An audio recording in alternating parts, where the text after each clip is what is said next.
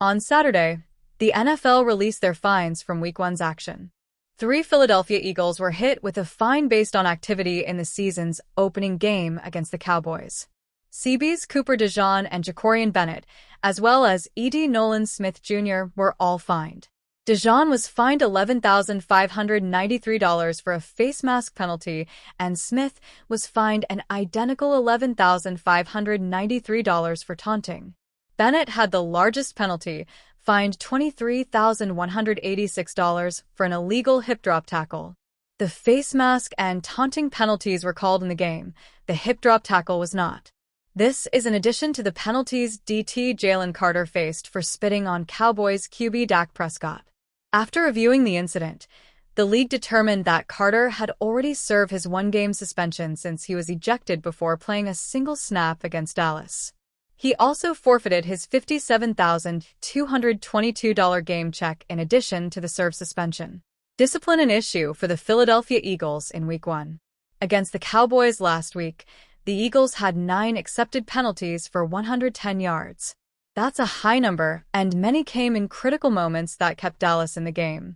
Starting with Carter's ejection for spitting, it seemed the Eagles were playing with a profound lack of discipline on both sides of the ball, repeatedly and unintentionally aiding their opponent through their own actions. In 21 games last season, the Eagles were 7th worst in the NFL in total number of accepted penalties against, though, including the playoffs, they played more games than any other team, which warps the stats a bit. In terms of accepted penalties per game, and just looking at the regular season, Philadelphia was actually 10th best in the league at 6.0 penalties per game. While it can be chalked up to first-game jitters, especially since the Eagles celebrated last season's Super Bowl with their fans in the stadium just before kickoff, it's something they'll need to get under control. Philadelphia HC Nick Sirianni will preach self-control moving forward, undoubtedly. Super Bowl rematch looming for Philadelphia Eagles. Later today, the Eagles will face the Chiefs in a rematch of the 2025 Super Bowl.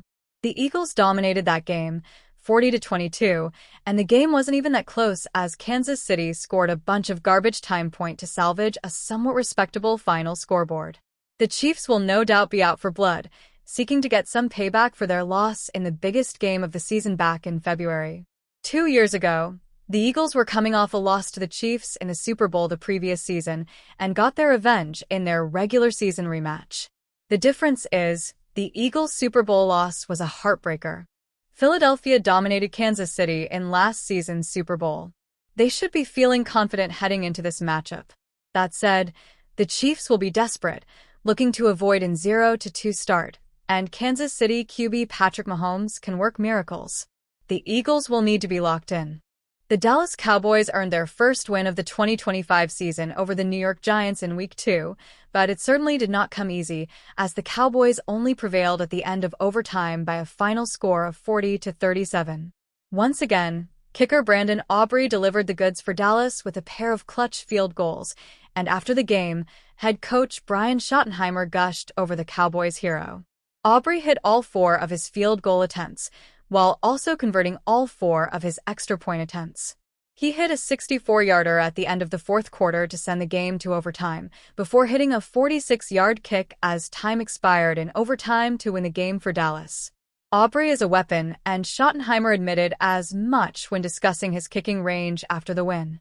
Brian Schottenheimer gushes over Brandon Aubrey.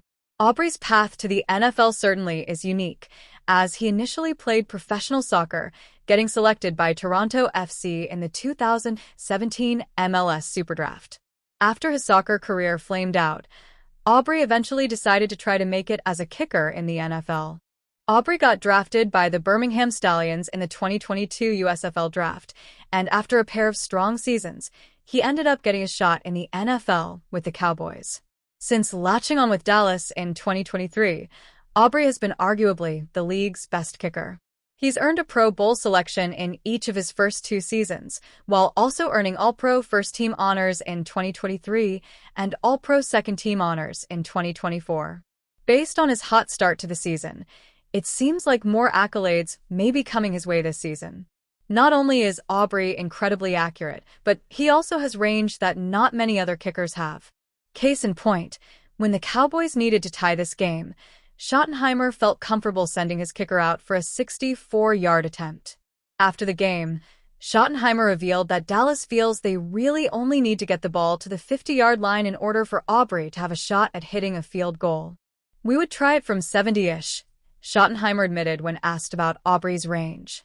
"We've seen him make those before.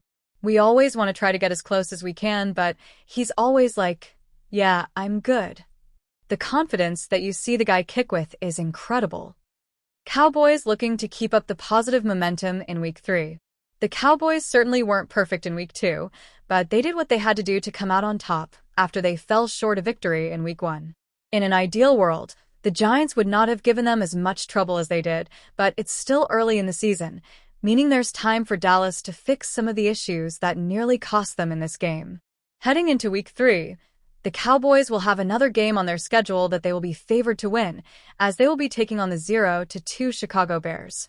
Kickoff for this game is scheduled for 4:25 p.m. Eastern Time on Sunday, and while Dallas knows it has a superstar in Aubrey at its disposal, they'd prefer not to have to rely on him as much as they did against New York moving forward. The Cowboys' offensive line was short-handed to close out their overtime win in Week 2. That will remain the case for an extended period.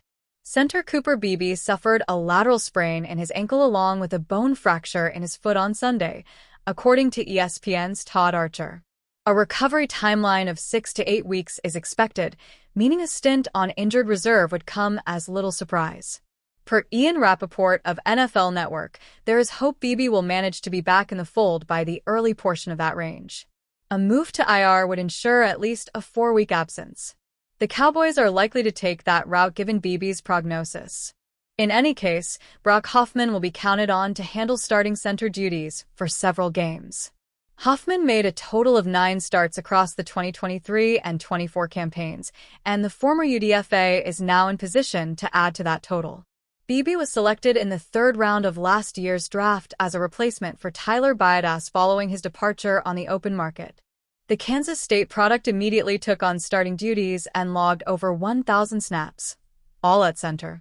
Beebe finished 15th amongst qualifying centers in terms of PFF grade, and expectations were high for an effective follow-up campaign. That could still prove to be possible, but only after a notable period on the sidelines. Hoffman was retained this offseason in a move which could now prove to be critical given his looming stint as a starter. The 26-year-old is a pending restricted free agent, so an effective run with the first-team offensive line could help his value with the Cowboys next spring, or another team in the event he is non-tendered. Beebe's rookie contract runs through 2027. Dallas just made a record-breaking investment in guard Tyler Smith, inking him to a $24 million per year extension.